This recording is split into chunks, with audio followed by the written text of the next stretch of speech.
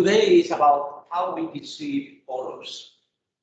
And interesting idea is that,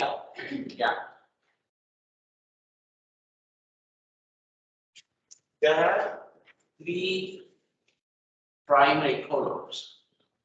Depends on who defines what is primary, but for us, primary is red, blue, and green. And as we already know, these correspond to different wavelengths. So, and then yellow, for instance, is a mixture of two colors. Okay, so let's think of that in terms of. Okay, so we have said that a color is if you have a spectrum, it's a function of wavelength. La noche te Ana.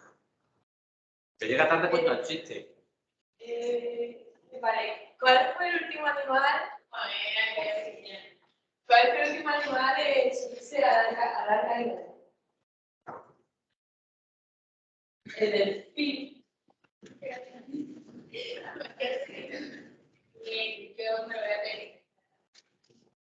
No venías pensándolo por el camino.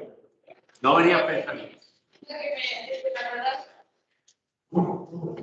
So a color is you have to think in the power spectrum of light as a function of wavelength.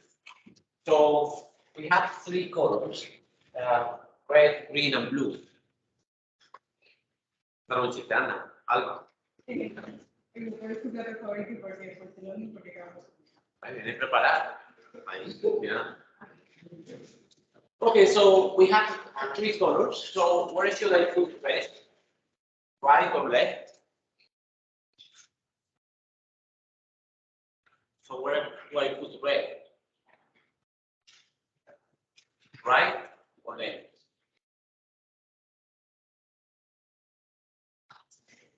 Left. Okay, so everybody agrees. Red is long wavelength. If it is a long wavelength, that's right here. So then it could be added. Okay. And what about next? Green or blue? Left. Green. Green. Why green? You know why green? The sound that blue is the different. Blue is the closest one to ultraviolet. So you know ultraviolet is here, infrared is there. So we have these three colors. Okay, so we have said here yellow is the mixture of red and green. So now I have a yellow one. Now let's say that I have a yellow one. This lambda, this is a spectrum of yellow. And then what should I do? How do I get yellow? This is the wavelength, a specific wavelength in between. What is it? It is between the red and green. Okay, so you think I have to do something like this, right? Put it more or less in between them. Everyone agrees. Is that how we get yellow? Everyone agrees? What about the fourth one? So we get yellow by putting a red light and a green light on top. So that is not yellow. So yellow is not a specific wavelength. Yellow is a mixture. So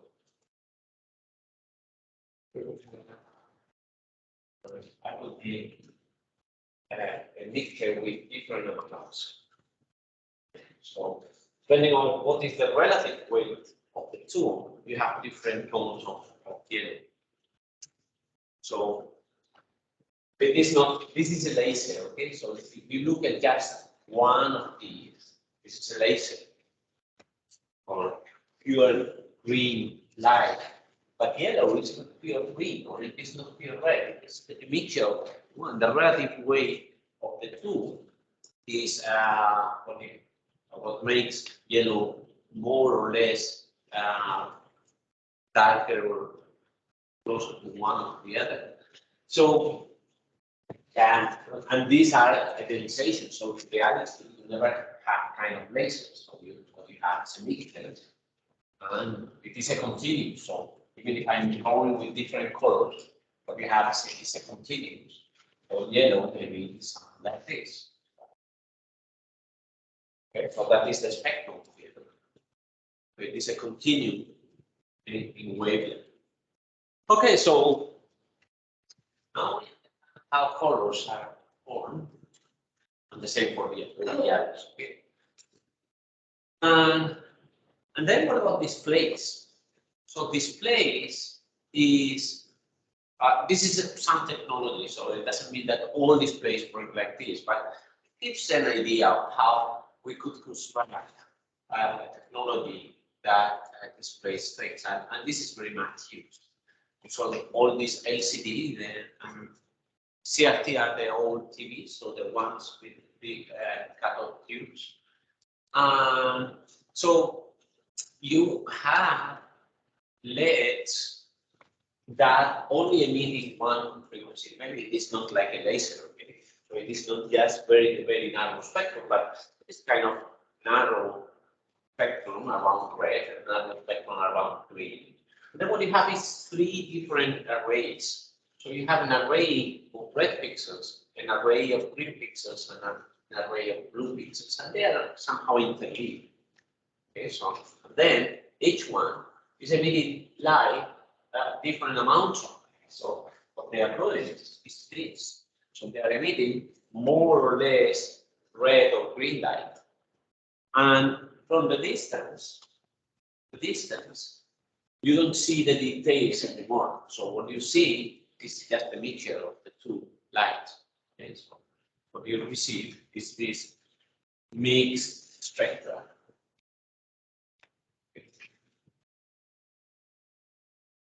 Very detailed. The graphs that you, This one here? yes, the blue, the green, and the red have the same color.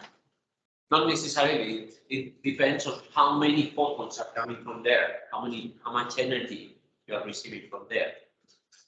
So you might have more or less. But those are the ones that are like deltas, no? The rest Yeah. of the colors are No, depends on what. So, what are you talking about? The emission device. So the emission device. So let's talk of these green pixels. These green pixels, the emission probably is something like this. Standard. This is the spectrum of electrons. So the emission of red, green, maybe something like this. So it isn't so narrow. So at the end, you don't have a pure green. But the emission of a laser is more like a delta. It's not exactly a delta, but it's much narrower than it is for a LED.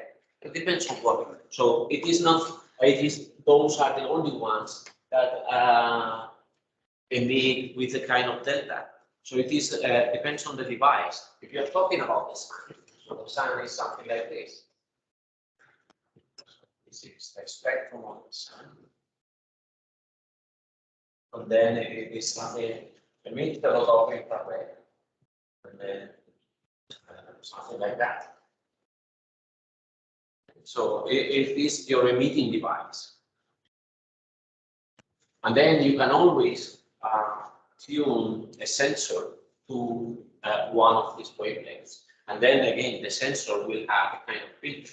So it is now this sun goes to a filter, and the response of that filter is again something that cannot be completely narrow. So you can tune part of the equipment. So even if I use colors just to facilitate, identify where the different colors are, reality is like this. How many photons are emitted from each one of the wavelengths?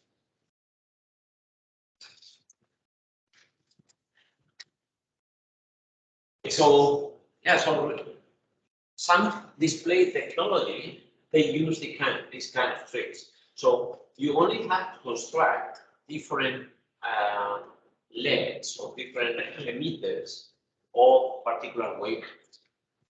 And then when you are from the distance, you cannot see the details anymore, and what you see is the mixture. So most of them were things. And then you can be very creative about the arrangement of your arrays. And you can imagine, so for instance, here, when you compare this one to this one, which one of the two do you think, principally, I don't know, could save more energy? So it depends on a lot of parameters, but there is an obvious parameter here. Is the emitting area. This one has much more black area than this one, so the black areas do not emit light, so they save energy. So by changing your technology, you can also influence in things like energy. And then if you look at, if you get very close to these big announcements in the metro, you see this kind of projects here, so this kind of circles. And it is a tricky technology that is very similar to what we are discussing.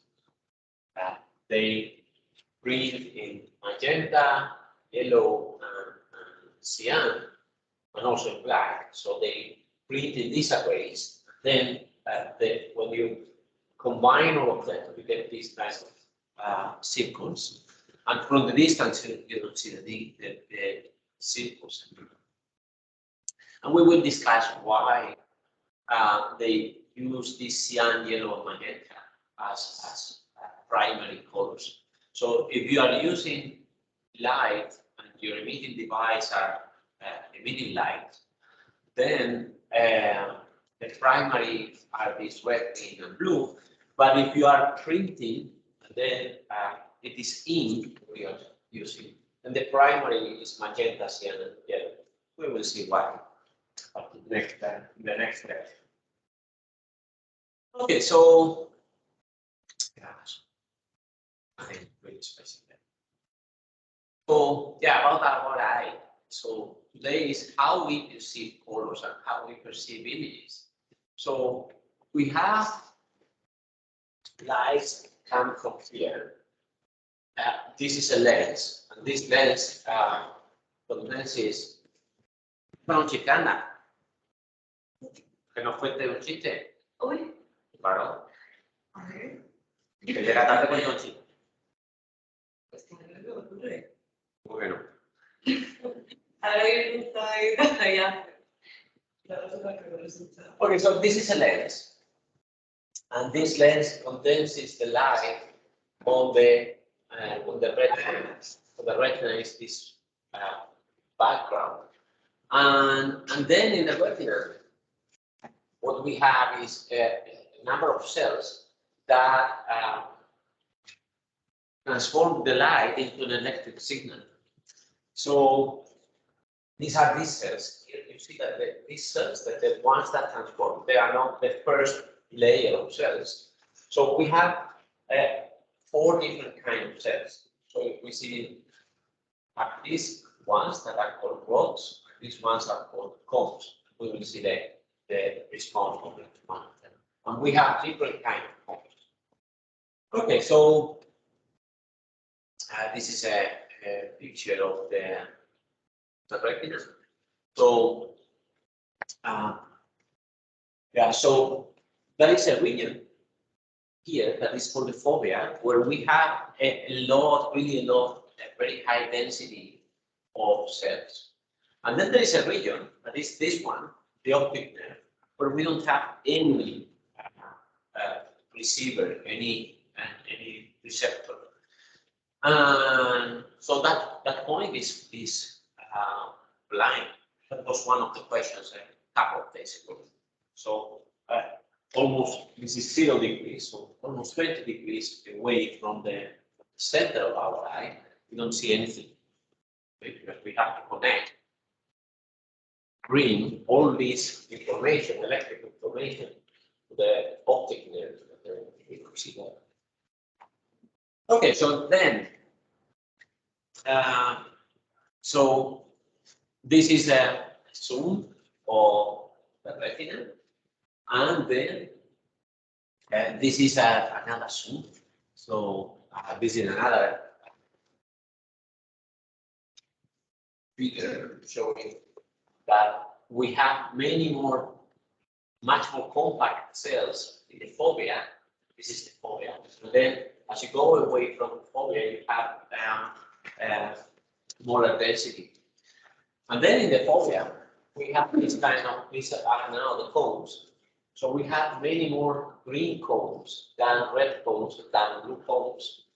So now we may try to understand why.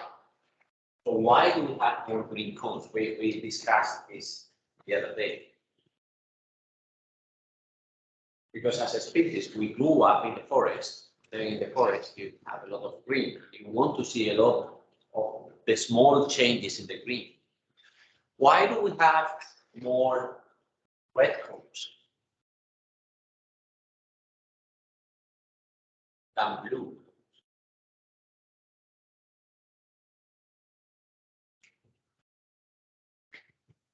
It's related to this. Are the animals? This is the spectrum of the sun. So the sun is emitting much more in the red, spectrum than in the blue spectrum. So we want to see small details in the red spectrum. And we are not night animals, so we don't need to see so much by night.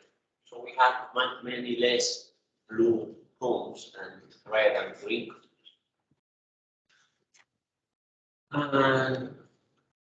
And this is another representation of this. So this is the density of the rods and the density of cones. So if you see around the cornea, the fovea, this is the fovea, around the fovea, we have really a lot of cones. And as you go away, we don't have so many.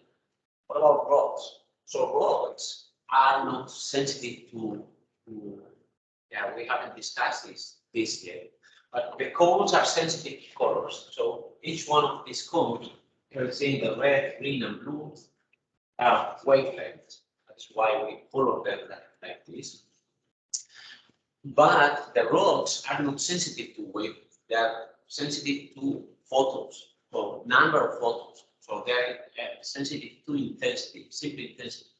So we have a lot of rods away from the fovea. So in the fovea, we have cones mostly, but then as you go away, we have rods. So rods are the ones that are responsible for the detection of intensity, rather than the detection of colors. So the rods are the ones that for night vision. So by night, we don't see well colors. And what we see is just there is light or there is no. Yeah, this is again the same presentation. So there is a consequence of having higher density in the fovea than away from the fovea. That means that we see much more details. So we have more sensors in this fovea. So that means that when you look at the limit, you see many more details in the area projecting onto the fovea. So all this area, we will see a lot of details. As you go away from the fovea, we don't see the details anymore. So and this is how we see it. What happens is that we change the location of the fovea very quickly, very quickly. So we are all the time moving the eye all the time. This is called the saccadic move. So we put the fovea at different places, and then our brain integrates all these images and makes a continuous, highly detailed image all over the place. But it is not what the eye is perceiving. So it is the brain who's making this image, not the eye. Yeah, and this is just the log polar transform is just a way to simulate computationally the way the eye works. So if you have this image in Cartesian coordinates, the Cartesian coordinates is, say we have an image, it is the one, those are the ones that we have been using all the time. So let's say that my center of my space is there. So this is the zero coordinate. And then any point here is the image at an XY location. This is X, this is Y. That is the image at that location. But this is a Cartesian coordinate. I can express it in a different way. So I can express it same point, have the same one again. But now I can express it in so I can say how far you are from the object, what is your angle.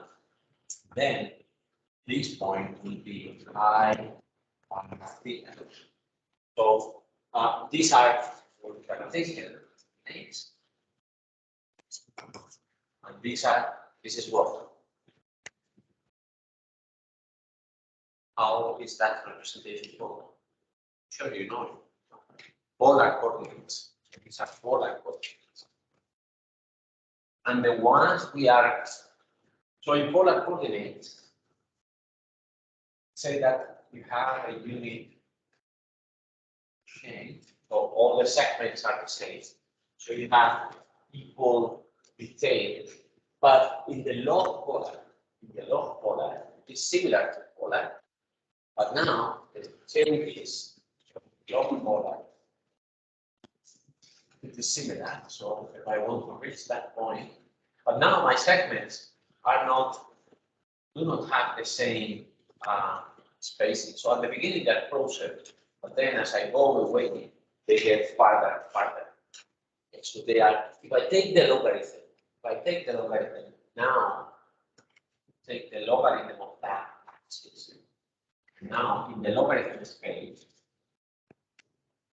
they are equally separated. But if you go back, you have to take the exponential. So things that are equally separated in the logarithmic space, they become more and more separated in the log polar representation. So this sampling that is more and more space as you go away from the origin, which is log polar transformation, and you see that you will rewrite. So the log polar image, this one here, at a location rho phi is okay. So I have a location rho. So what is this rho? So this rho is n. N is a magnification factor. Then the logarithm of the radius of this one, the polar one. And you see that we're taking logarithm of the radius. And then you can have alpha and beta that are two parameters to control the representation. So you can change, you have more freedom to change this representation. And then the R and theta are the standard polar coordinates. Okay, so given any point, you can compute R and theta and phi. And then from R and phi, you can compute for this rho. And then this rho is the logarithm physically, and then at this location, in the log polar transform, you put the information that you find at the limit of the location xy. So this is how to go from the Cartesian to the log polar transform. Okay, so yeah, this is simply a mathematical way of trying to mimic how the eye looks like. And then, yeah, this was a video in the PDF. I don't see a video. There is another interesting feature of the eyes. That is, each one of these sensors that we have here, that we have these sensors, and there is a lot of light arriving to this point, this cell. So this cell will get very much activated because it is receiving a lot of light. It will activate, but then it inactivates, it inhibits the nearby cells. Okay, so if one cell is excited, the nearby cells are deactivated because they communicate and they deactivate. So we can model that mathematically. That with this kind of responses. So this is so if a cell gets activated in a space, the nearby cells get deactivated. So that means that we can model. So this is in real space. So we are convolving, and we don't know yet the convolution, but we are convolving the images that we see with this kind of impulse response. You know convolution from 1D, so you know what convolution in 1D looks like. Okay, so this is our kernel in real space. This is our kernel in frequency space. So you need a Fourier transform of that. And if you want a mathematical model for that, it's the Laplacian of the Gaussian, so the second derivative of the Gaussian that looks like this. And then this is the Fourier transform. So this is in 2 dimensions. This is again, we haven't seen what the 2-dimensional Fourier transform looks like. But you can think of it as an extension of the 1D Fourier transform. So, okay, so if this is our frequency response, how would you describe that filter? That is a, what kind of filter is that? Bandpass filter. So that is a bandpass filter, and that means that the zero frequency of the very low frequencies are removed. And if they are removed, that means that that is what we see. So we don't see colors. Okay, we see borders, and we see the colors in the borders. So, and we interpolate the values in between. So this is what the eyes are seeing, and then the brain has to interpolate all the colors in between. And the brain is the one making that interpolation. So at the end, the brain has to make the two processes at the same time. So it has to integrate over time because the fovea is moving, but also we have to interpolate the colors in between so that we feel the colors in between the borders. And there are some very interesting experiments to show that this is really like that. So let's say that you take an image. Let's say that you take an image.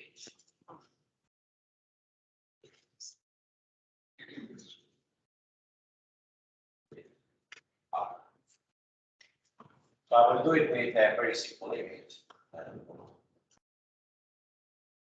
Or let's say that this is our image, 4 by 4.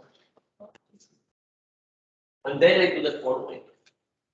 I will take, we have values here, right? So I will take all these values and compute the average.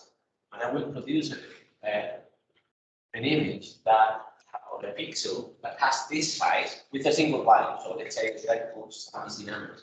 So let's say that these are 1, 1, 2, 2. Then here I will put 1.5. Okay, that is the average of the two of the four numbers. Then I do the same with this one, and then here I do the same with this one. So now I have an image of the same size, so they are occupying the same area space. But now I have fewer values. And what changes is the distance between one pixel and the next. So the length of a pixel has changed from one to the other. So if this is, let's say, this is P, this is T, this is 2 times T. So this is the pixel size. Okay, so we do that. We know that we can decompose images into bands. So we can take an original image and I can do this process for all the bands, so the red, green, and blue bands, and then I add the 3 images, and this is what we get. And you certainly don't see any difference between these two images. And this 1/4 refers to how many fewer coefficients you have in this image. So you are making a reduction by a factor of 2 both directions. So you have 4 times less coefficients. So here is equal to 6. So every one of these numbers is representing 4 numbers in the original image. So we have 4 times fewer numbers in this one than in this one. You can repeat the process again. And then now you are taking 16 pixels to average, now you see the difference. So now when you are taking, you repeat this process once again. So now you are averaging 8 times 8 pixels or 16 times 16 pixels. So yeah, but these are small details we don't notice if we average. If you keep averaging, then you notice. Okay, that's logical. Very good. What happens if I only do the averaging by factor 16? Okay, so I'm doing this kind of averaging. So 16 times 16, that is 256 pixels. I do that kind of averaging in only the red channel. In the red channel, you are not so sensitive. You see some artifacts, okay? So it doesn't look natural. You see some kind of adults around. But we are not so sensitive, neither in the blue channel. You do it in the green channel, that is a disaster. So, and that is a proof that we have many more green receptors than red and blue. So we are doing this kind of very crude averaging, and in the red and blue, we don't notice so much. But in the green, we do. Okay, so yeah, this is also very interesting. So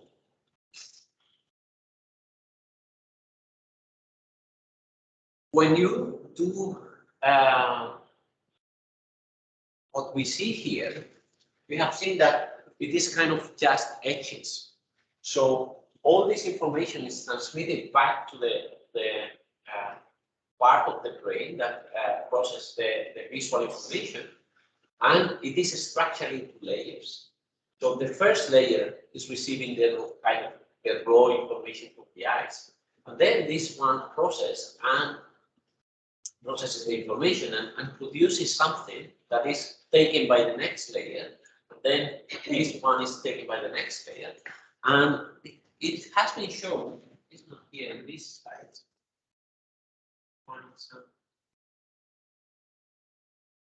So let me look better. How do I do that?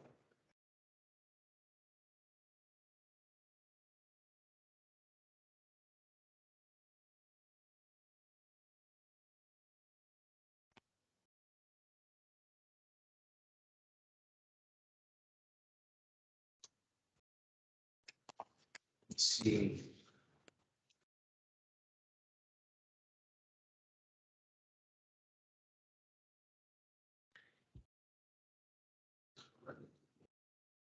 How do I look for that?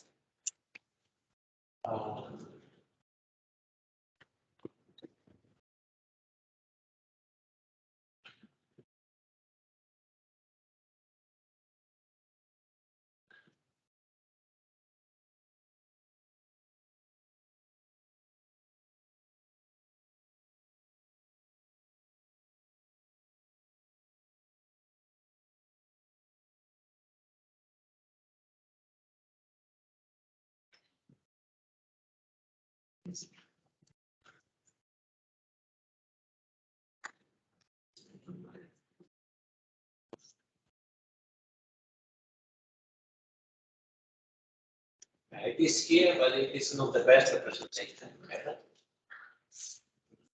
So I'll try to impulses focus.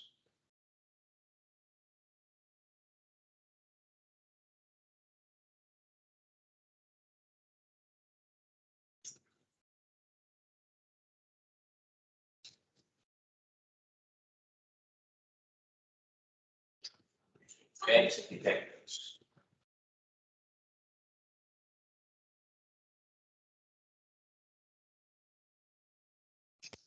Okay, I cannot find it.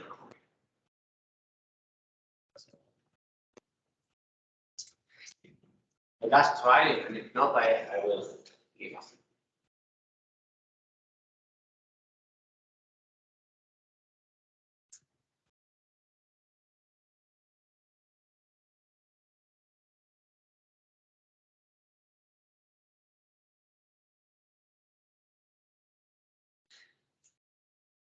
If not, I will give up.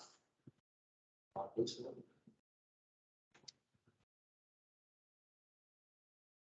Yeah, this is what I got. Okay, so the neural networks are a computational tool uh, to process images, and we will see just a bit along the course. But they started trying to mimic what is the way that the brain process data. So let's say that each one of these symbols is a neuron. So the first, this would be the eye. The eye is receiving some information. And then the first layer of the brain is the one that we have.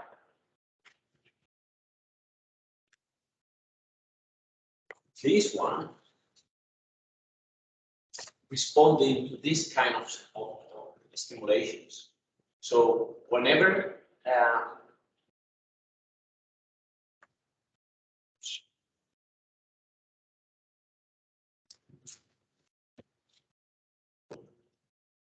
so those responses time will look like this. So this is my response of my kernel. I'm convolving whatever with these kinds of responses. Okay, so you have something white and then something black. And that is an edge detector.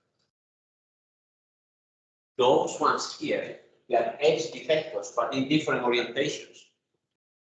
Okay, so the first layer of the brain is seen like this.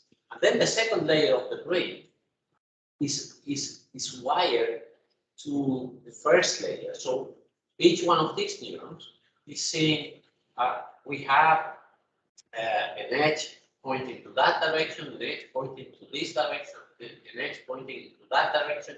And then they start, if all these inputs collectively are excited, then this particular neuron is excited. And these neurons respond to this kind of stuff. So they respond to eyes, respond to noses, mouths, and so on.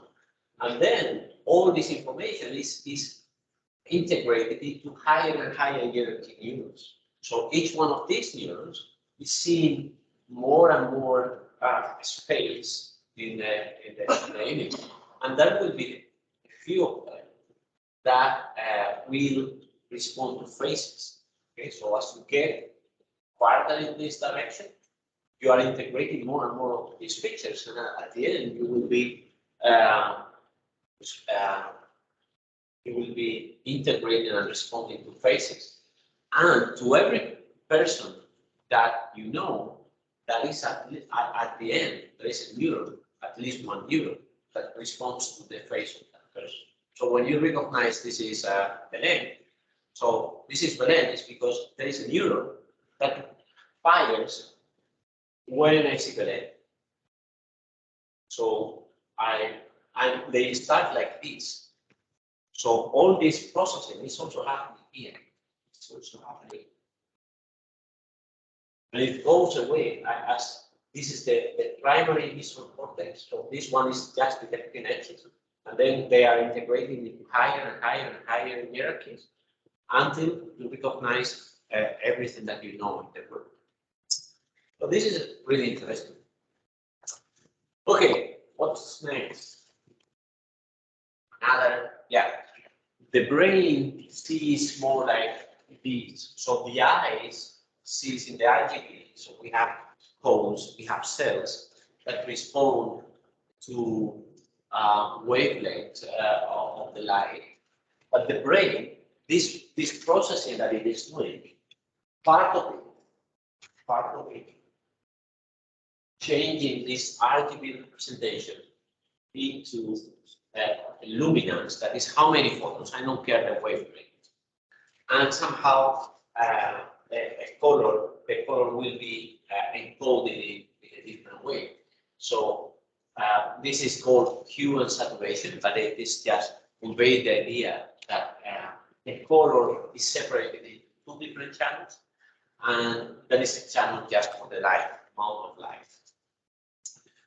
And now you understand why the RGB is so important in technology. Because we have RGB receptors.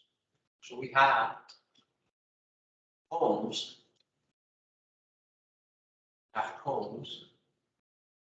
that respond to the RGB. And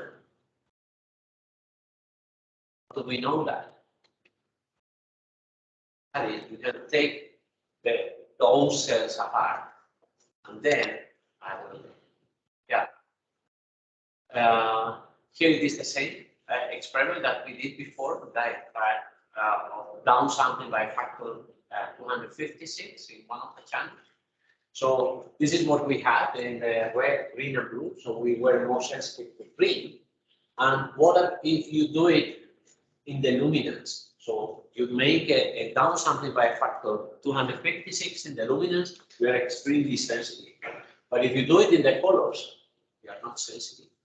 Even we don't see any shadow. So you take these two channels,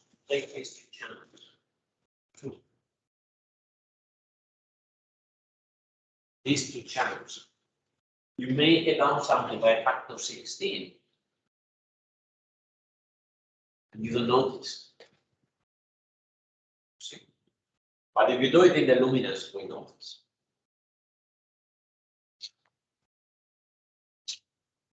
Okay, so now, how do we know that we have this kind of receptors? You can take apart those cells, excite them with different wavelengths, and see how they respond. And we see that we have three different kinds of cells. So one is responding to blue. So blue, again, our receptors are not totally very narrow. So they respond to these, all this kind of light, and this light goes from, I don't know, violet, almost green. Okay, so these kind of cells, only that for the blue light, they respond a lot. And as you go away from the blue light, they don't excite so much. And the same for the other two receptors. Even it is funny that for the red receptors, so the red receptor mostly respond to red, but they also respond to this kind of violet. Not so much, but they also do. Okay, so let's say that you are seeing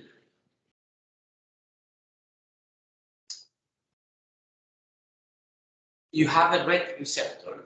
So you have a red receptor that is firing at a given rate. So if it is very much excited or excited this much, it could be much more excited, see, for what here.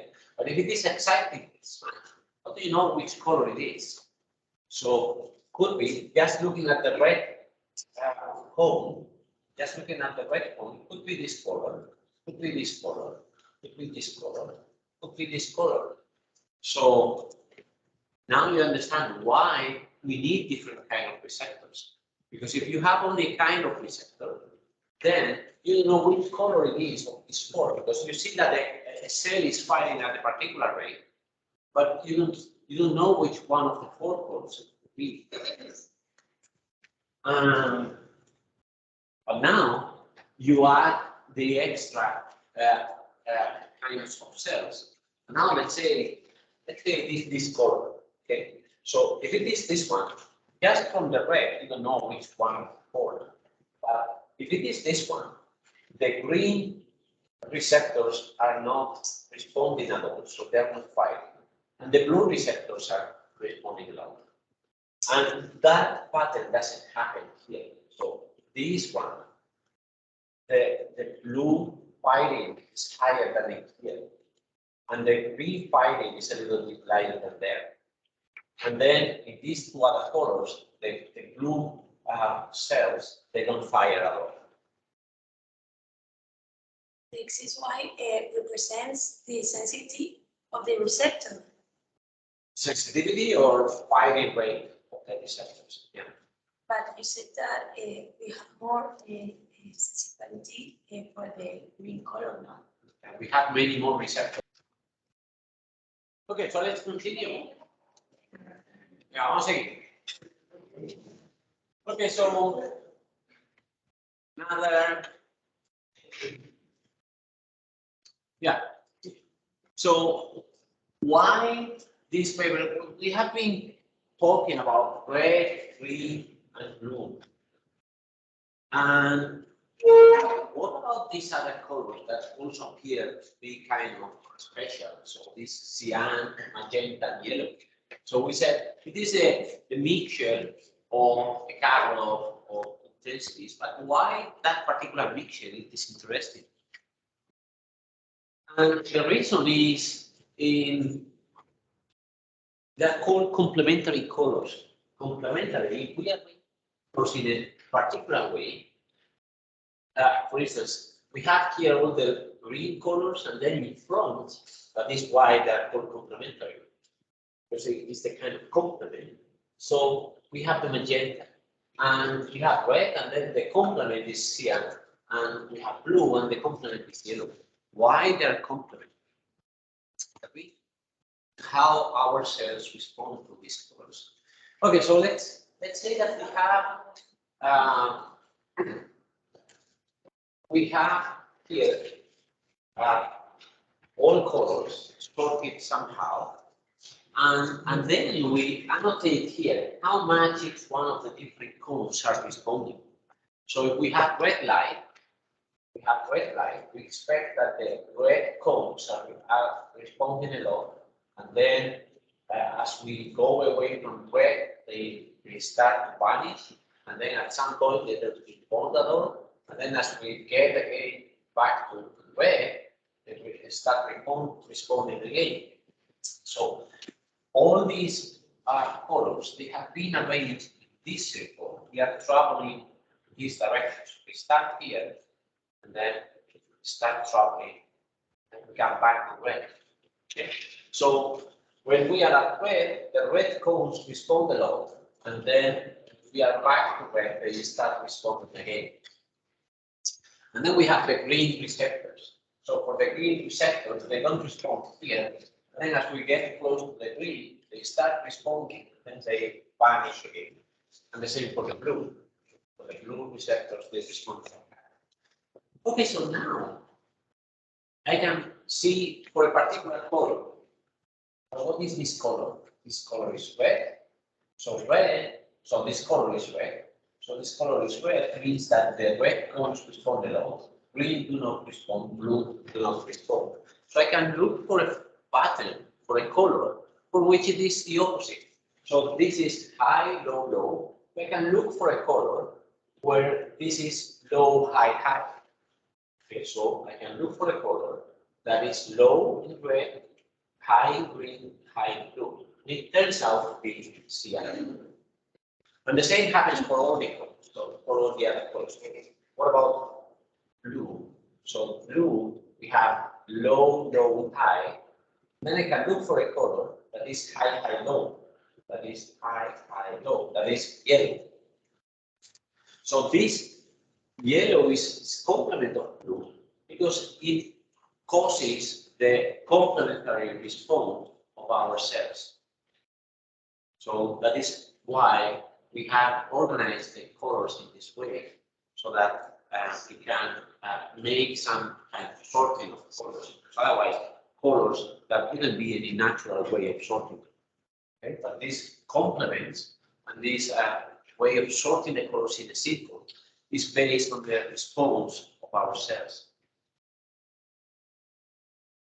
And then there are all kinds of visual effects. There are a couple of them I like particularly. This one here, for instance. Would you say that this area, this side is darker than this one? So this is darker than this, or it is not? It is, no? Looks like.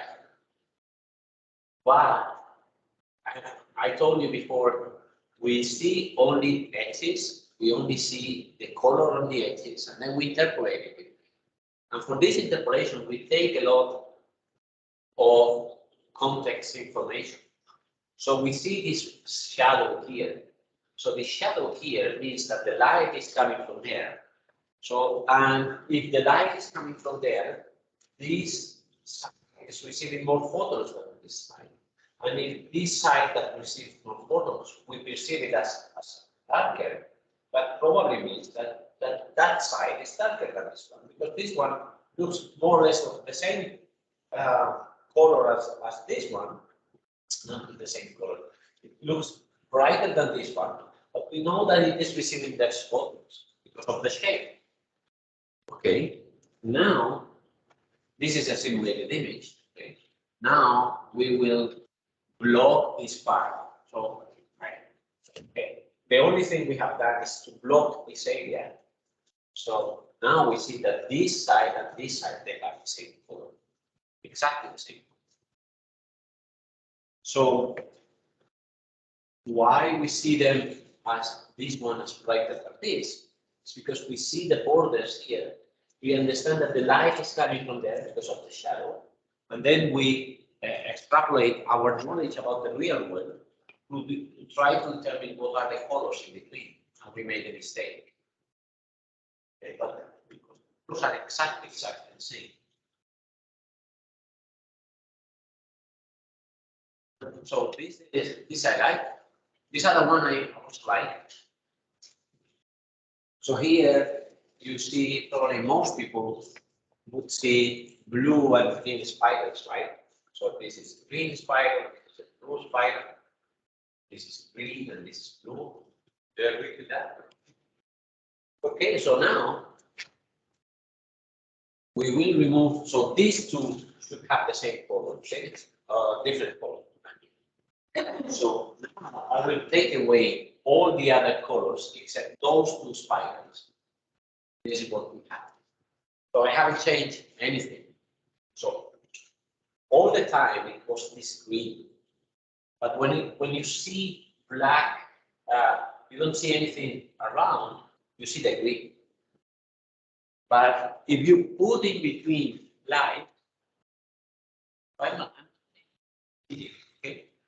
But when you put it in between some other colors, so all these colors around, then your brain gets confused and doesn't know anymore how to feel the colors between the borders.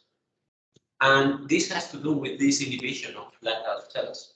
So when a cell gets excited, the nearby cells are inhibited. And then here we don't have anything to inhibit, and then we see the green. But when you put a lot of colors around, then the green cells, some of the green cells are inhibited, and we interpret the colors in a different way. So this is again, we are seeing just the borders and interpolating in between. And then our brain takes a lot of assumptions of how the real world looks like to make this feeling. But now that we understand how the brain is working, you can pull it. So you can, okay, so if I know that you will do this, I will create a pattern that will pull your way of feeling. And why we are not naturally fooled by this? So when you look at the real world, you don't see this kind of effects. It is because in the real world, this kind of patterns don't exist. So you don't see normally this kind of patterns. So even if we make mistakes in this kind of patterns, we don't care because they don't exist in the real world. It's just fun. Then, yeah, something also very interesting, and this applies to most of our senses. They are logarithmic in the intensity. So they respond to the logarithm of the stimulus and not to the stimulus. So how many times could you say this light is brighter than this one? It's twice as much, 3 times as much. More. Like it's 2 or more than 2.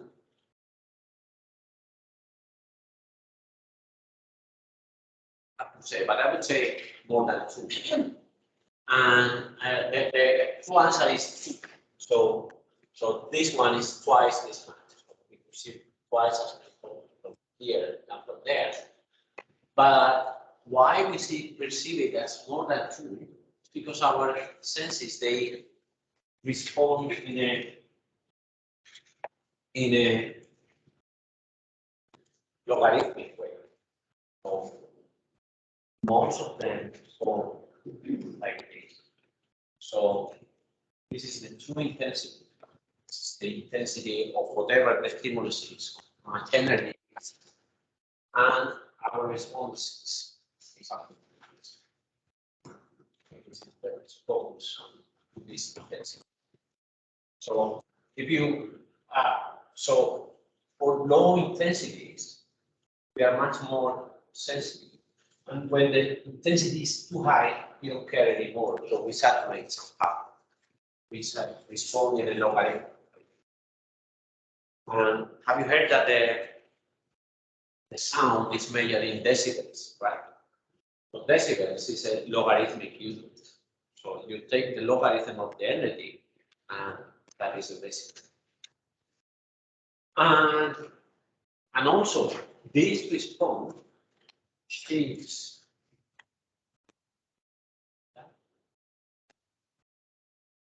So this is the same kind of plot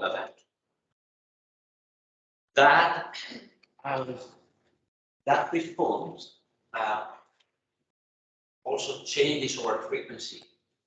So frequency, we will say it later, but frequency is related in images. It's related to how fast the image is changing. So here it is changing very slowly, while here it is changing very quickly. So our sensitivity changes over space. So here, what they are doing in this figure is, if you take a profile,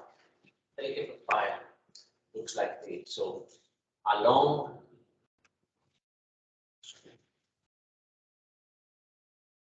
this axis, you have, so here you have a lot of amplitude between one pixel and the next, and here it is much fainter. Do you remember that yesterday I was saying contrast is the difference between minimum and maximum? So here we have a lot of contrast, here we have very little contrast. In this image, what we have is increasing frequencies and decreasing contrast. So most of you probably see like me that we see something like this. Anymore, we don't see the contrast anymore. Here, for me, this area is flat. This area is flat. It is not. It has a very little ripple there, but I'm not able to see it. Okay, so it has my eyes are sensitive to these very, very little fluctuations. My eyes or my brain are sensitive to these larger fluctuations, and that changes over frequency. So for very small frequencies, I cannot see the contrast anymore from here. For very high frequencies, I can see the contrast over there. But for the middle frequencies, I can see much better. So our perception of intensity and contrast also changes over frequency. And here you have a lot of kind of visual illusions. There is also something it is interesting about our perceptions. That is, this curve changes depending on what is the current amount of information. Okay, so let's say that as we are now, most of the light has this kind of intensity.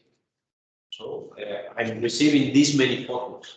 Then I want this curve to be such that most of the response of the linear, it is not saturated for this intensity. Okay, so but now let's say that I move to a different environment. So I move to a different situation, and in this new situation, I'm receiving much more light. So now I'm saturated. I cannot see anymore. So what I do is I will change the expression of my proteins in my eyes so that this curve shifts to here. So now this is my response. And now I'm not saturated anymore. This is what happens when you are inside the tunnel and then you go out. So when you go out, there is much more light out of the tunnel than inside the tunnel. So inside the tunnel you are clear. So you adapt your protein expression to the level of intensities that you receive. When you go out, it takes a while to adapt this curve. So for the time you are blind, you're saturated, you are here, you don't see the details anymore.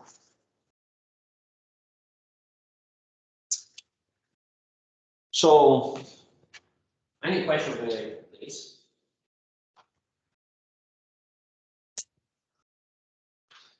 No? The Duke theory also, you can ask questions about it.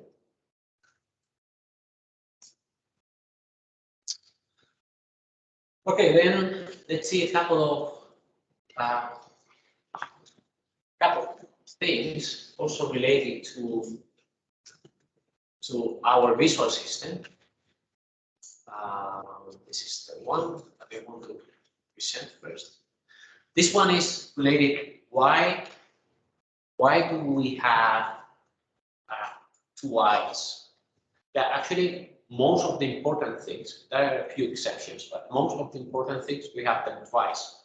Why? We have two hands, we have 2 ears, we have 2 eyes. Why do we always have 2? Is it better than 1? It's better than 1. And so if you have only 1 eye and you lose it, you're blind. If you have 2 eyes and you lose 1, which is an infrequent event, still you have 1 leg. So 2 is and why not 3? Because it is too expensive to have 3 of anything. So 2 is a compromise between being safe and the code, the biological code. So we have 2 eyes, and they're not exactly in the same place. And probably you know the answer. Why, or this is stereo vision? Of that, why do we have stereo vision? It is something that primates have. Most of the animals don't have stereo vision. So if you close an eye, you see an image. Close the other eye, you see an image that is almost the same, but not exactly the same. And why do we have that? because we don't have the same nerves and receptors. No. First, so we don't see the same image because the eyes are slightly shifted with respect to each other. So it has 4 centimeters between each other. But why it is so useful for us as primates? We have to jump from one tree to another. You have to compute very accurately the distances. And then these distances can be computed if you see slightly different versions of the same signal. The same happens with the ears. So the ears are separated such that you can stereo here. So you can locate where the sound is coming from because you have 2 ears. If you have only one, you cannot know exactly which direction it is propagating. Okay, so let's say that we have this image here. So we have, this is exaggerated, okay? So you wouldn't see these 2 images so separated. But your eyes are receiving slightly different images like these 2. Okay, so now what the brain is doing is finding correspondences. So now it is finding correspondences, and we are very good at detecting edges. So on the edges, we try to find, okay, this point is this point, this point is this point, and this is an algorithm. So algorithms sometimes make mistakes, but your brain is also doing these correspondences, and from these correspondences, and knowing how the eyes are separated, it can calculate accurately the distance. Actually, it is very funny. If you take a pencil, you close one of your eyes and you try to grab it, it is more difficult, much more difficult than if you have your 2 eyes open. Because if you have your 2 eyes open, it's very easy to calibrate what is the distance. Actually, children, very small babies, they cannot do that. So they have to calibrate around what is my distance between eyes, what is the distance in real space. So this is what the brain is doing. And then there is a problem when you use cameras. That is, cameras, you have a single camera, so you don't have 2 eyes now. So you don't have a stereo vision now. So you have only a single image, not 2 images, slightly different. How can you calculate distance for an image when you have only 1 image? That is a problem. Okay, so that is a problem, and some people have been working on this problem. So so for instance, you can imagine what the depth is in this image, but now you have to devise an algorithm that is able to calculate this depth.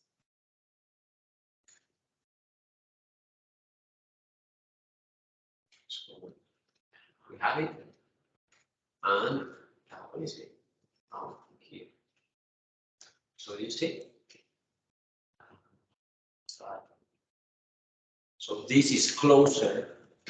It's closer. That is farther away, and you have to figure that out from a single image. So that is not an easy problem. So you can go to the paper to see how they're doing that, and probably you already recognize some features. So how are they doing that? Actually, this was one of the best papers, or it was awarded the best paper in some conference. So how they are doing that? So